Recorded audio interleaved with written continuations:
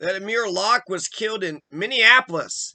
That was the same place Derek Chauvin and, Kim Potter and George Floyd. Please search for it! Please search for it! Please search for it!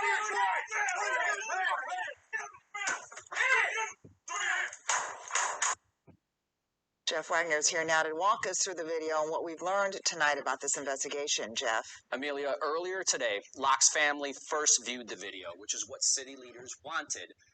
The last few hours, the city released footage from an officer's body-worn camera. A warning, though, it could be disturbing to watch. It shows the encounter that killed Amir Locke inside a downtown apartment.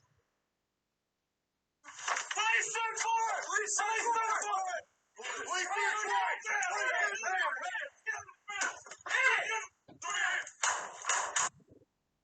Jeff Wagner is here now to walk us through the video and what we've learned tonight about this investigation.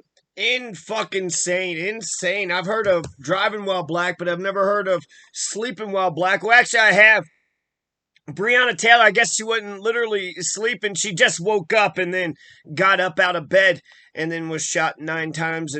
But this is worse because he literally was sleeping. He was under the covers, had a gun in hand, and he was sleeping.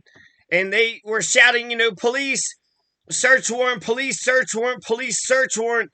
Is it clear or not that he knew that they were the police? I don't think it's fucking possible at all to know that they were the actual police. Yeah, even if he heard them say police, could could somebody just say that they were police and he was fucking sleeping? They had to kick the couch to rouse him, to get him to be awake. So, yeah, the search warrant police. No, they kicked the damn couch in order to. So, Jesus fucking Christ, this is insanity. This is such bullshit. Sleeping while black. And then where the hell is the NRA? Where in the goddamn fuck is the NRA? Amir Locke? God, this situation gets even more fucked up the more that you look into it. So, Amir Locke, he, is a legal gun owner. So that's like Philando Castile. Sir, I'm a legal gun owner. I got the Second Amendment. Of course, Amir Locke has the Second Amendment and the Fourth Amendment and all the Bill of Rights. Where the fuck are you, NRA? Where the fuck is the NRA? Does the NRA, stand for the Second Amendment or not? Are they actually a white, KKK fucking organization? Where the fuck is the NRA? Fucking racist motherfuckers. They're racist as motherfucking hell, ain't they? Jesus Christ. People say the Second Amendment's right, to defend yourself, right for freedom. But then other people say it was, make sure the slaves were, they kept their place. So Amir Locke, he's a legal gun owner. He also wasn't the target of the search warrant. He was, staying at the place. So they had an arrest and search warrant for another person. So they're looking for this, terrible whatever. Bin Laden, let's assume it's the worst person in the world. It's some terrorist, right? They're looking for a terrorist. They thought that a no-knock warrant was going to be the best way to do it. They bust the door in, and there's an innocent person. No other shit's going down. Well, they're getting all excited. They're all fucking pumped up like they're all methed out and shit. Police search warrant for, motherfuckers all decked out with all the goddamn guns and ammunition and every fucking thing. To attack a black dude sleeping on a couch? That doesn't make me feel safe. That makes me feel that's Fred Hampton shit, right? That's a fucking Moise in Haiti type of shit. Sleeping while black, shooting a man while he's sleeping? Jeez, and this is Minneapolis. This is where they already had Kim Potter. They already had Derek Chauvin. So not only is Amir Locke a legal gun owner, he wasn't the target of the search and arrest warrant, so he wasn't in trouble for anything, right? He just, whatever, maybe, for having a bad friend or for having a friend who had a warrant out for his arrest. And ultimately what this comes down to is the police actions versus self-defense. You want, effective police action. If it's Bin Laden, right, you wouldn't give a damn, right? They had police action, no-knock warrant. They went and got the son of a bitch. But it's got to be extenuating circumstances. It's got to be like, kind of like Bin Laden, some kind of fucking Bin Laden terrorist or some shit. It's got to be up to that level. Because to rush in with a no-knock warrant, there's no possible way that a person who's sitting here would know you know, who that person is. And so you can't give anybody a second. You have a right to defend yourself. Castle law. You have a right to defend your person, defend your home. Somebody busts in, you're not for sure the police. You absolutely have a right to shoot, to defend yourself. You absolutely have a right. So what do? We need good police action, but we also need to have self-defense. So what do? You know, there's pros and cons to everything. We just weigh and balance the damn thing out. So if it's I mean, how much damage could the one guy that they were looking for? He wasn't no fucking Bin Laden. That's for goddamn sure. That apartment seemed like a regular fucking apartment. What the fuck? Minneapolis. What the fuck are you guys doing in Minneapolis? Jesus Christ. So they're gonna kick the couch, right? Hey, wake up. Why? What's going on? Here's a gun. Pow, pow, pow. Now you're dead. Fucking fuck. He's dead now. Know what they said when they killed Fred Hampton? He's still alive. Pow, pow, pow. He's dead now. So this Amir Locke, was fucking assassinated. Amir Locke was straight up fucking assassinated. Now, I'm going to mention this, and this is going to be, it's going to be dicey. Somebody had said that, ultimately to figure out if the person is white or black, just at the end of a police encounter, just see if they're dead or not.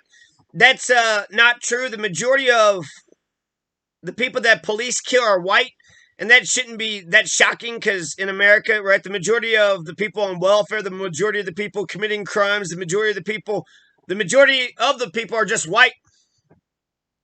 So it's not that shocking to know that white people are the biggest victims of police brutality in America. Now you might say proportionally, it's not, it's different, and that's correct. Proportionally, it's different, but the total numbers. So the reason why I mention this is because injustice anywhere is a threat to justice everywhere. And so the intersectionality of all this is very complicated.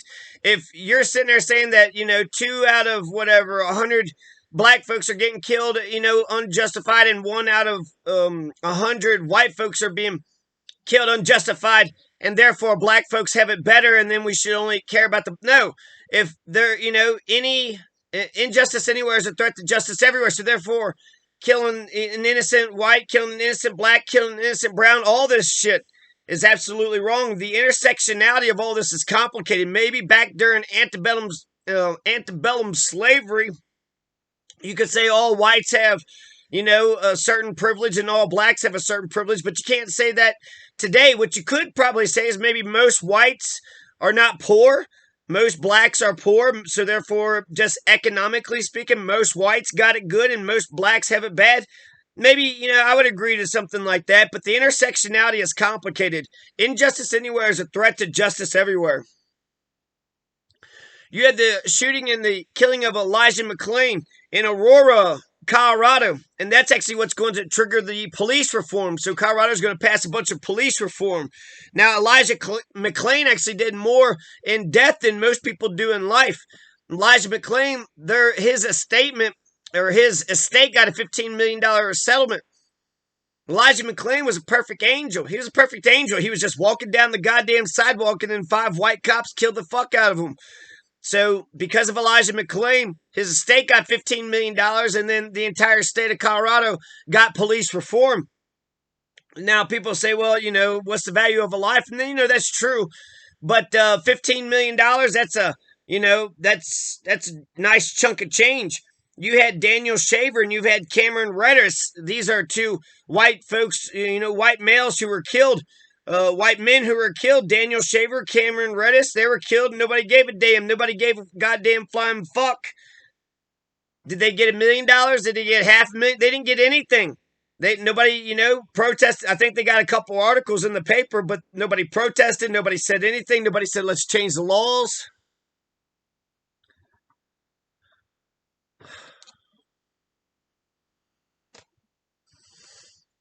And so, What am I trying to say here? What I'm trying to say here is that the intersectionality of all this is complicated. Devin Bailey, Devin Bailey, he got $2.9 million from Colorado Springs. So you're getting these big settlements, right? Eventually, that's going to, bankrupt Colorado Springs. It's going to bankrupt Aurora, Colorado. How many times can they pay off $15 million or $3 million because, their damn cops are overly, are trigger happy sons of bitches. But that Devin Bailey, he wasn't a perfect angel. And then when it comes to Cameron Redis and Daniel Shaver, they were innocent. They did not deserve death. They did not deserve to go out the way that they died. I'll talk, a little bit more about that. But Breonna Taylor, so Breonna Taylor, right? She is going to, get killed, and it was terrible. It was awful. This happened in Louisville, Kentucky.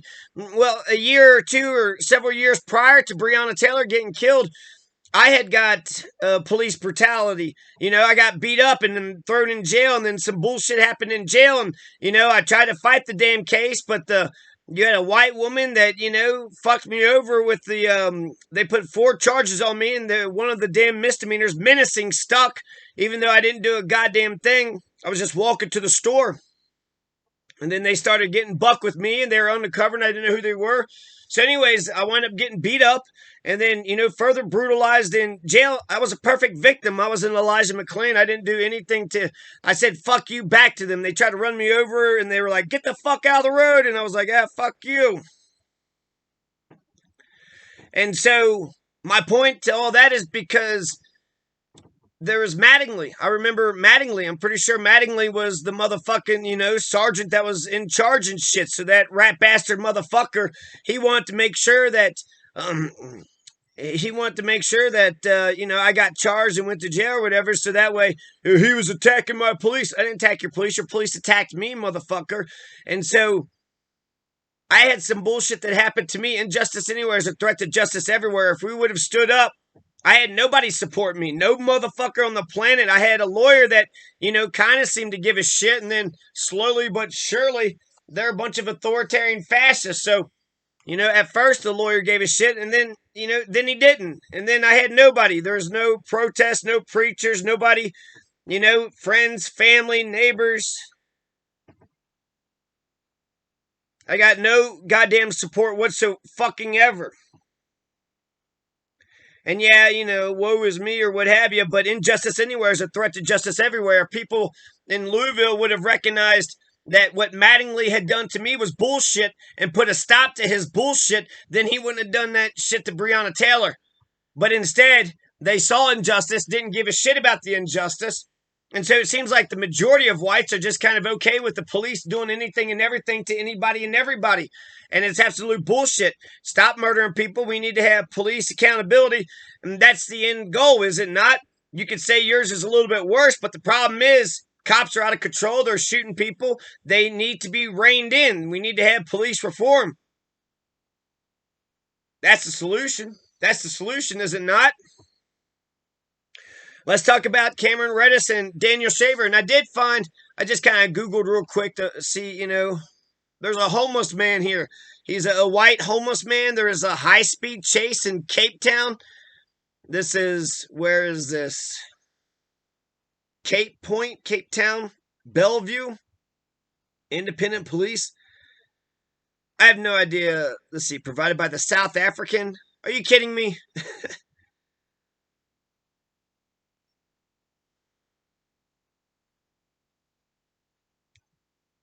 Okay, there might have been a white homeless guy that was killed in South Africa. Dustin Booth, Monroe resident.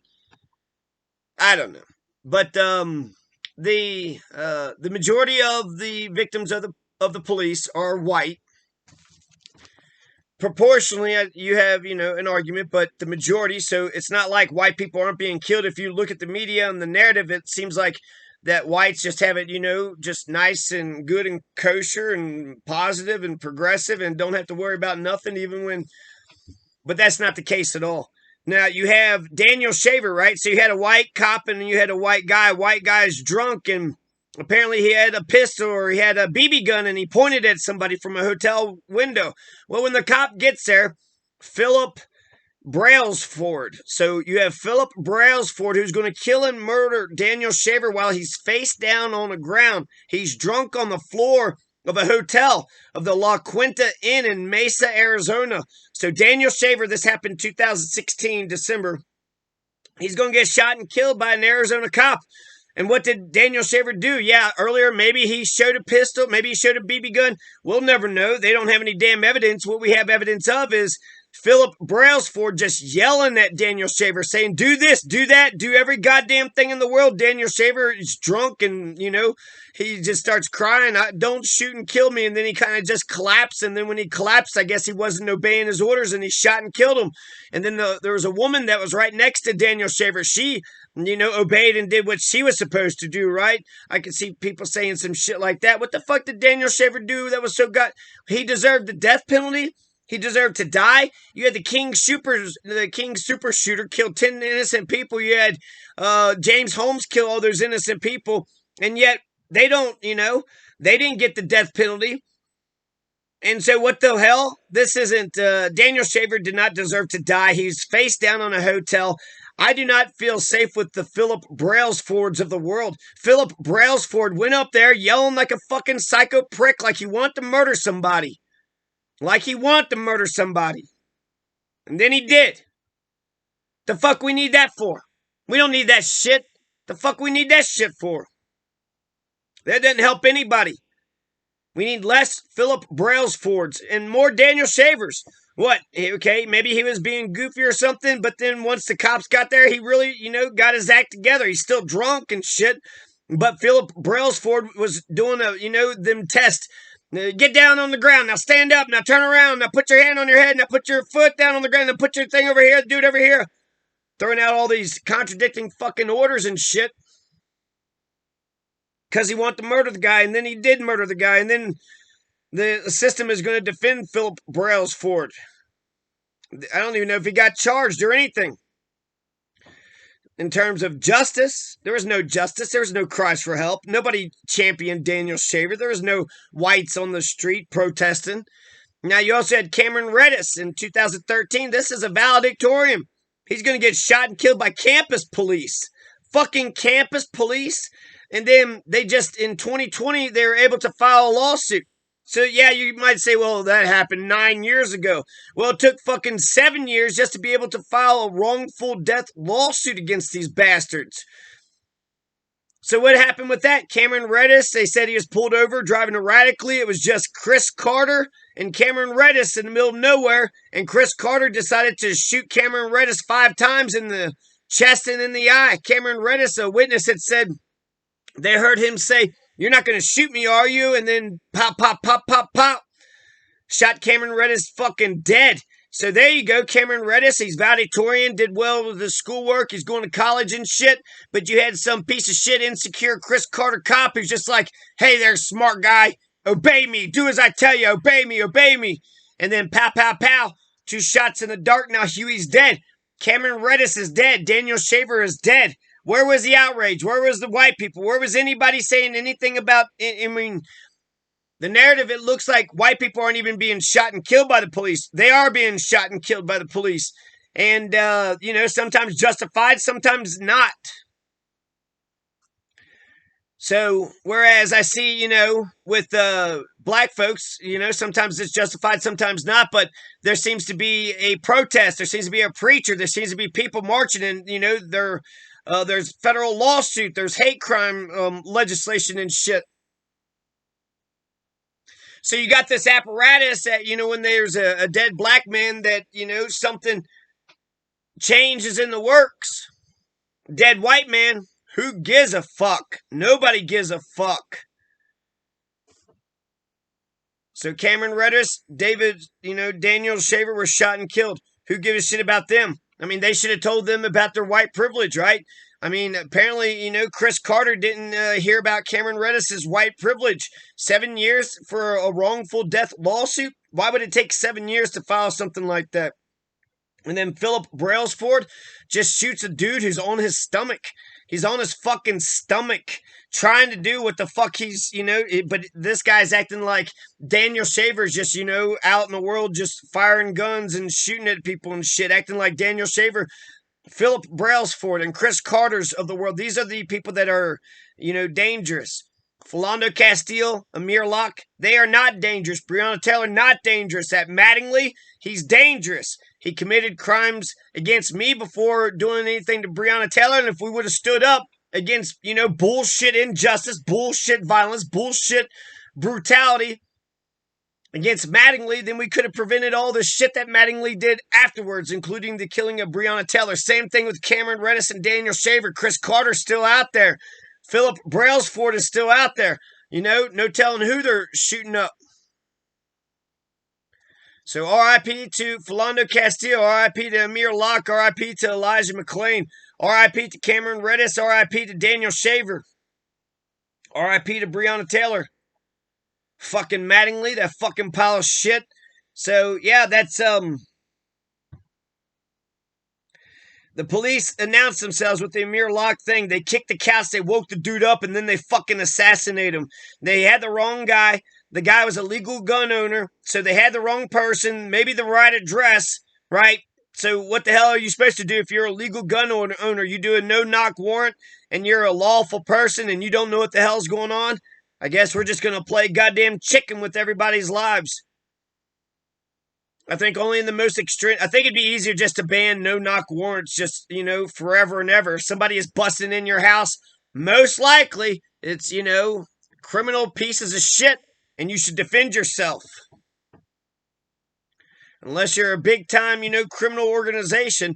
But just to think that some regular, average American could just be hanging out at their house, cops could come in and just shoot the fuck out of them, and nobody's going to say anything, like that's okay, like that's fine and dandy. It's not fine and dandy. And so intersectionality is complicated. Even if most whites in terms of economics are not poor and most blacks are poor, I'm not even sure if most blacks are poor. But, I'll go ahead and say that in general, a lot of white people are doing good, and, a lot of black folks are not doing so good. But that doesn't negate that there's white people that aren't doing good, and there's also black folks that are doing great. So you can't sit there and just say that it's clearly one way or the other. Cameron Reddish didn't get a $15 million lawsuit. Daniel Shaver didn't get a $3 million lawsuit. Maybe we'll see something different. And then the last thing that I'm going to mention is that Chris Carter, he killed the valedictorian Cameron Reddish. They're going to file, finally a wrongful death lawsuit. The damn university said they had sovereign immunity. Of course they're allowed to murder their own students. They have sovereign immunity, which is where qualified immunity comes from. Sovereign immunity, meaning it didn't matter what the fuck they did. It didn't matter what the fuck Cameron Reddish did or did not do. Chris Carter just has a license to kill. He just has a license to murder. Just got to get over that shit. And who the fuck could ever send their goddamn kid to that university? God damn. So yeah, injustice anywhere is a threat to justice everywhere. So cops need to stop being cruel to people. And good people that are against, bullshit should stand up for each other. Racism is bullshit. Police brutality is bullshit. Classism is bullshit. We could fight all these issues at the same time. So R.I.P. Amir Locke. R.I.P. Hopefully you get some justice. That was bullshit.